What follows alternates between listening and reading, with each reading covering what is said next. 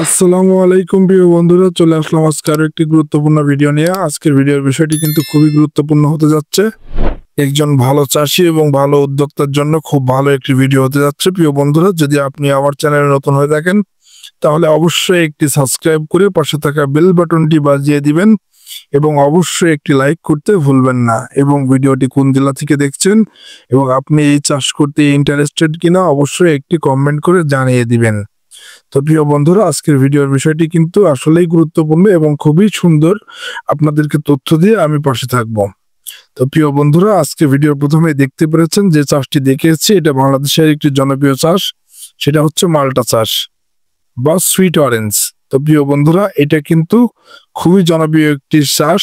এই চাষটি করে বাংলাদেশের চাষি উদ্যোক্তা ভাইয়েরা খুব অল্প সময়ে লাভবান হতে পারে এবং খরচ ছাড়াই কিন্তু এই চাষটি প্রায় হয়ে থাকে। মানে ধরতে গেলে একেবারেই খরচ হয় না। তো প্রিয় বন্ধুরা, আজকে চাষটি আমি আবারও বলি, মাল্টা বা সুইট অরেঞ্জ। এই চাষটি বাংলাদেশের একটি জনপ্রিয় চাষ। বাংলাদেশে অনেক জেলায় এখন জনপ্রিয় চাষ হচ্ছে। সঠিক পদ্ধতিতে চাষ করলে মাল্টা থেকে খুব ভালো ফলন ও লাভ পাওয়া কিন্তু সম্ভব। প্রিয় বন্ধুরা, আজকে আমি আপনাদেরকে মাল্টা চাষের পূর্ণাঙ্গ নির্দেশনা ধাপে ধাপে অবশ্যই বলবো এবং আপনারা এটি ধৈর্য সহকারে দেখবেন। অবশ্যই ধৈর্য সহকারে ভিডিওটি শেষ পর্যন্ত দেখবেন। তাহলে আমি মনে করি আপনি একজন চাষি হয়ে থাকলে বা চাষি পরিবারের সন্তান হয়ে থাকলে অবশ্যই চাষ সম্পর্কে খুব গুরুত্বপূর্ণ তথ্য পাবেন এবং আপনি একজন পরিপূর্ণ চাষি উদ্যোক্তা হয়ে উঠতে পারবেন। তো প্রিয় বন্ধুরা, মালটা চাষের জন্য প্রথমে যে বিষয়টি দরকার সেটা হচ্ছে আবহাওয়া ও মাটি। তো বন্ধুরা, আবহাওয়াটা দরকার হচ্ছে উষ্ণ ও শীতল আবহাওয়া, দুই ধরনের পরিবেশে কিন্তু মালটা চাষ করা সম্ভব।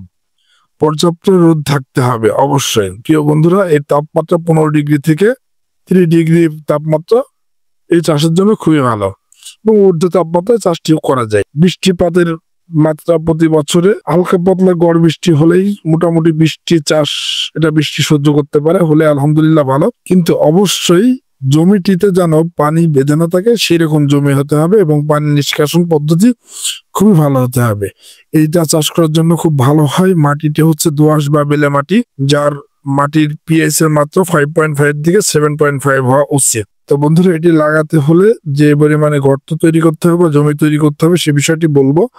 জমি ভালোভাবে চাষ করে নিতে হবে এবং আগাছাটি খুব সুন্দর করে পরিষ্কার করে নিতে হবে। প্রতি গাছের জন্য 60x60x60 সেন্টিমিটার আকারে গর্ত করতে হবে। প্রতি গর্তে 10 থেকে 15 কেজি পচা গোবর এবং 500 গ্রাম টিএসপি, 250 গ্রাম এমওপি সার মাটির সাথে মিশিয়ে গর্ত ভরতে হবে। প্রিয় বন্ধুরা, গাছের মধ্যে দূরত্ব রাখতে হবে 4 থেকে 5 মিটার। তো প্রিয় বন্ধুরা, ভিডিওটি বুঝতে হলে কিন্তু আমি আরো বলতেছি, খুব ধৈর্য সহকারে দেখতে হবে। তো বন্ধুরা, আরো গুরুত্বপূর্ণ তথ্য কিন্তু শেষ অবধি দেওয়া হবে। প্রিয় বন্ধুরা, আমাদের এই জমিতে, যে জমিটি আপনাদেরকে দেখাচ্ছি, এটা আমাদেরই একজন চাষি ভাইয়ের জমি। কি পরিমাণে ফলন হয়েছে এবং এই জমিটিতে কিন্তু মানে একেবারে খরচ নেই বললে চলে। এই চাষটি কিন্তু গাছ রোপণ করার 2 থেকে 3 বছর পরে ফল দেওয়া শুরু করে।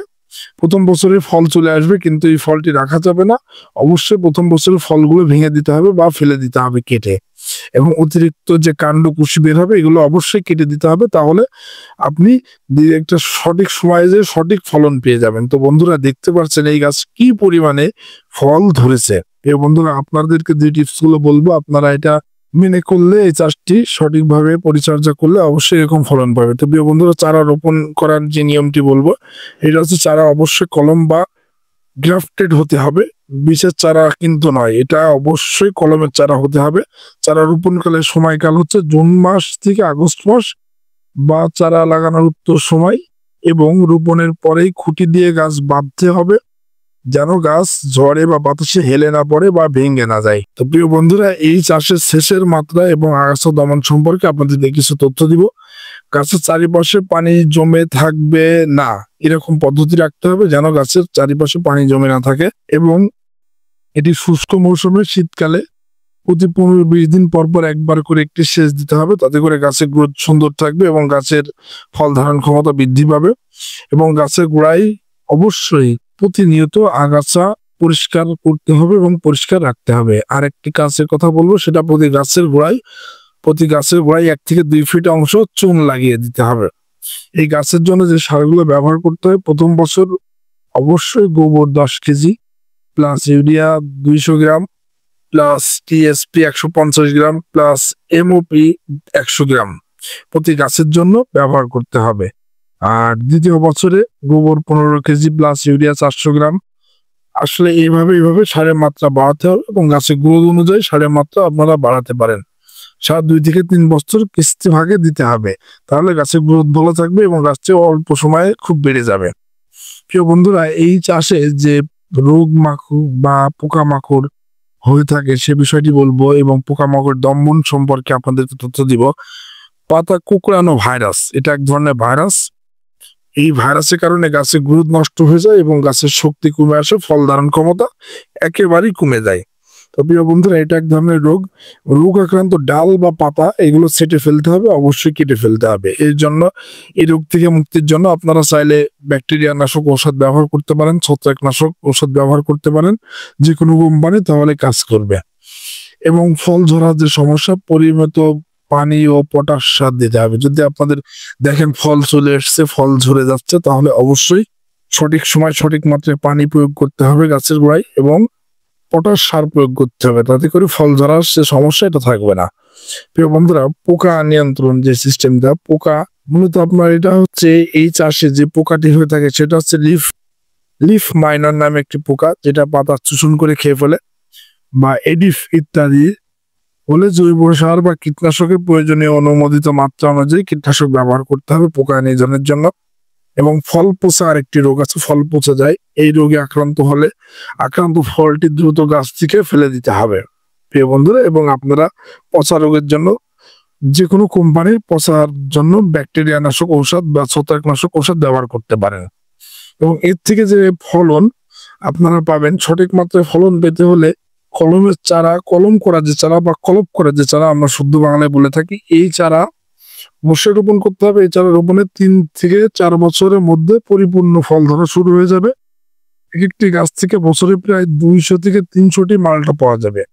পূর্ণবয়স্ক গাছ থেকে 30 থেকে 40 কেজি মালটা পাওয়া সম্ভব। প্রিয় বন্ধুরা, আপনারা কিন্তু ভিডিও স্ক্রিনে দেখছেন আমাদের গাছগুলো বয়স 4-5 বছর হয়ে গেছে অলরেডি, তারপর যে পরিমাণে ফলন গাছে আছে, আপনারা কিন্তু এই চাষটি করলে এরকম ফলন পেয়ে যাবেন। অল্প সময়ে একদম ভালো উদ্যোক্তা হয়ে উঠতে পারবেন। এটা বিঘা প্রতি জমিতে বছরে 2 থেকে 2.5 লক্ষ টাকা আয় করা সম্ভব এবং খুব কম পরিমাণে খরচ। এটা খুবই কম পরিমাণে খরচ। এখানে কীটনাশক বা জৈব সার সব থেকে বেশি ব্যবহার করতে হয়। কীটনাশক বা রাসায়নিক সারের ব্যবহার খুব বেশি না করলেও চলে।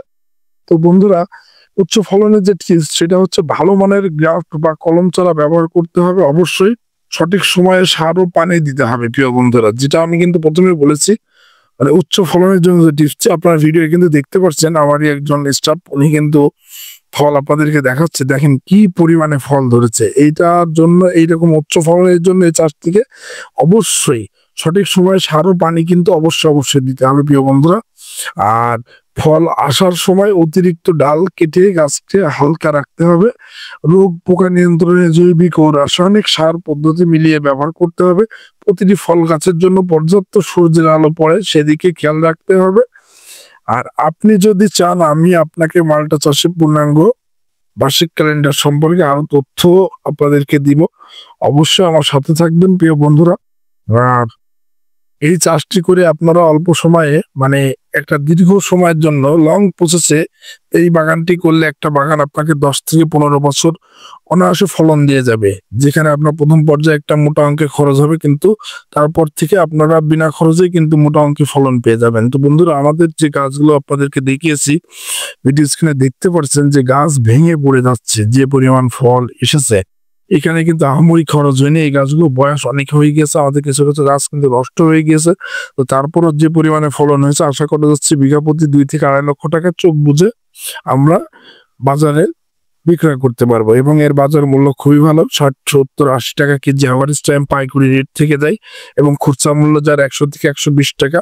প্রিয় বন্ধুরা, আপনারা চাইলে এই চাষটি করতে পারেন। আর এই চাষ সম্পর্কে আপনারা যদি আর অন্য কোনো তথ্য জেনে থাকেন গুরুত্বপূর্ণ, তাহলে অবশ্যই আমাকে কমেন্টে জানিয়ে দিবেন। আর ভিডিওটি ধৈর্য ধরে দেখার জন্য আপনাকে অসংখ্য ধন্যবাদ।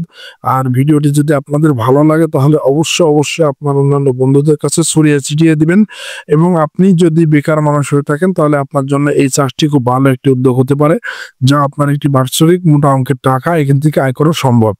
আপনারা আমাদের মতো এরকম পদ্ধতিতে, আমি আপনাদের যেগুলো তথ্য দিলাম এরকম পদ্ধতিতে চাষটি করতে পারেন।